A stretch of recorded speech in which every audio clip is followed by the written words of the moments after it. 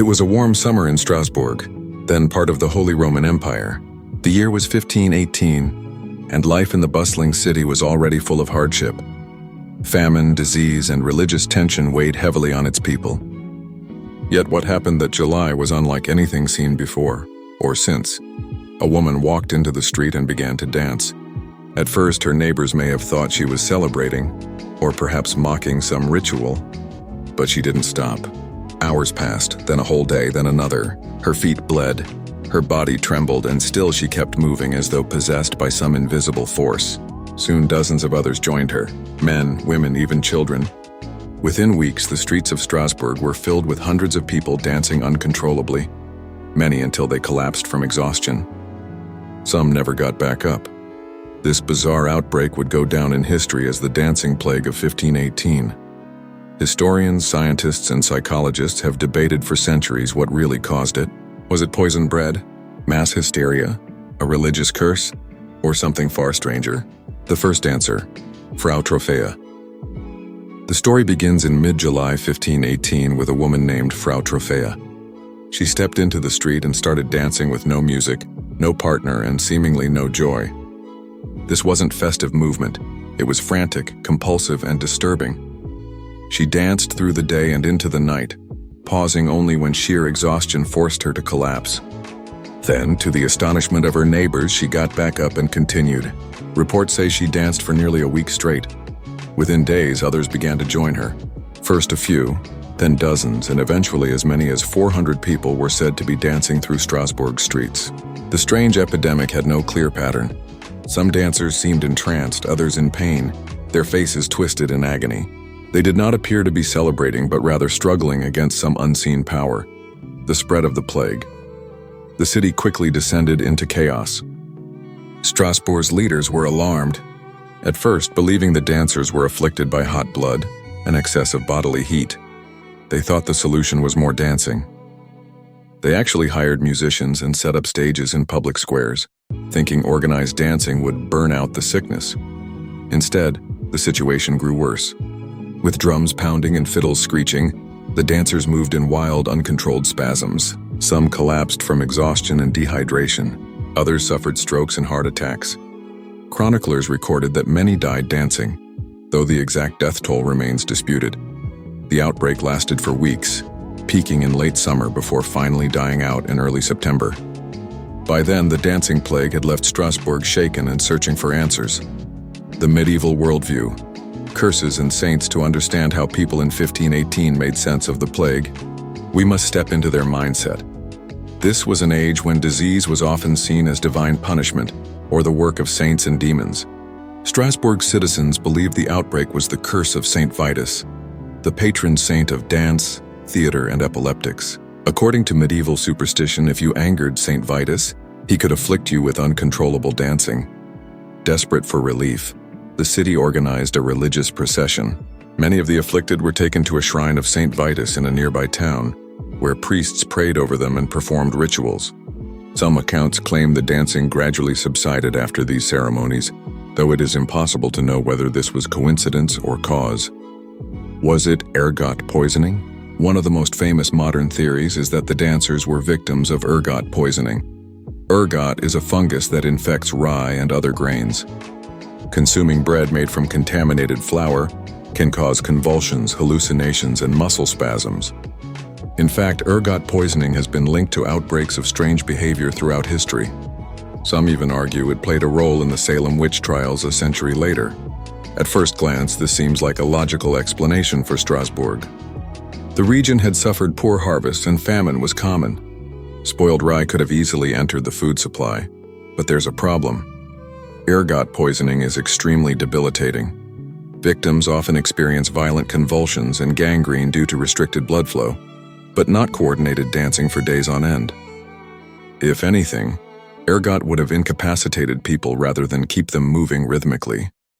So while ergot may have caused hallucinations or disorientation, it doesn't fully explain the strange endurance and sheer scale of the dancing plague.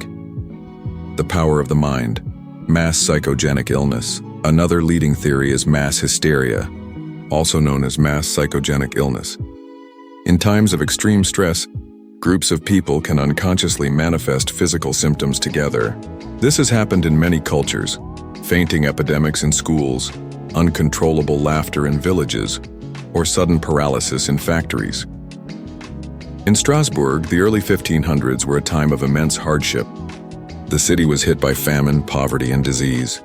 Religious fear loomed large, with fiery sermons warning of God's wrath. It's possible that Frau Troffea's dancing triggered a collective psychological reaction. Seeing one person seized by uncontrollable movement could have subconsciously infected others, especially in such a tense environment. The dancers may have genuinely believed they were cursed or possessed, and their bodies responded accordingly. This theory explains why so many people were affected, why it spread so quickly, and why it eventually burned itself out.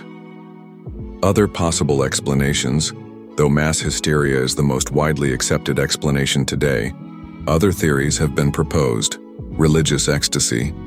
Some historians argue the dancers were engaging in a form of religious ritual, similar to flagellants who whipped themselves to repent. In this view, the dancers weren't afflicted but participating in mass devotion. Heat stroke and disease.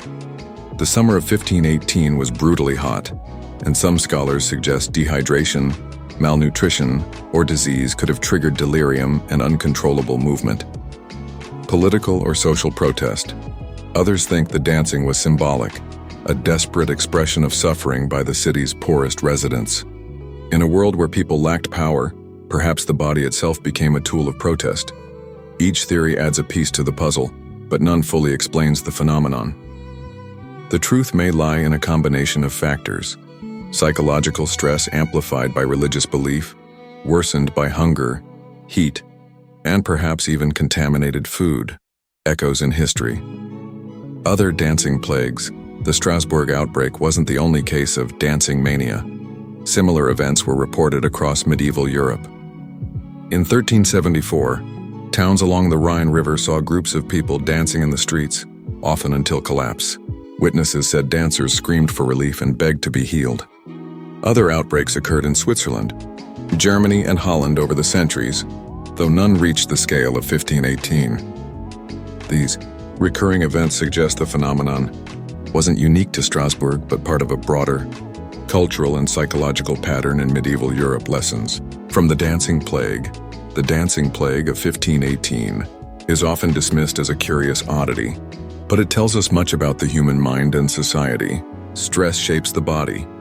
Extreme hardship can manifest in physical ways. What we call psychosomatic illnesses today, where stress triggers real symptoms, are not so different from the compulsive dancing of 1518. Belief has power.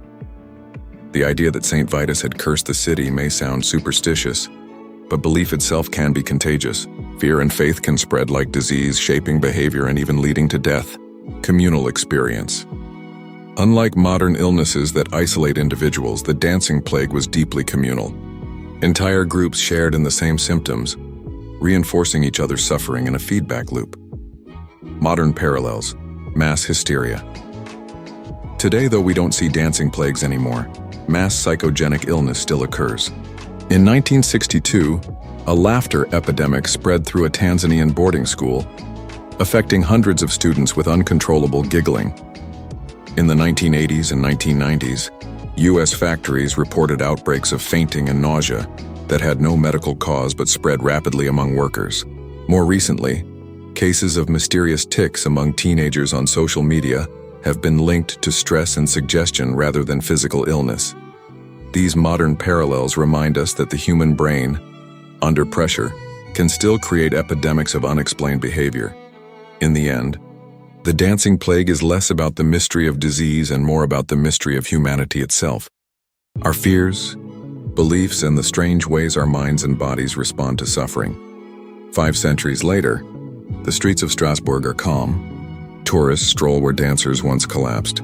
But if you listen closely, you might still hear echoes of that eerie summer when a city danced itself to the edge of death and left behind one of the most haunting questions in history.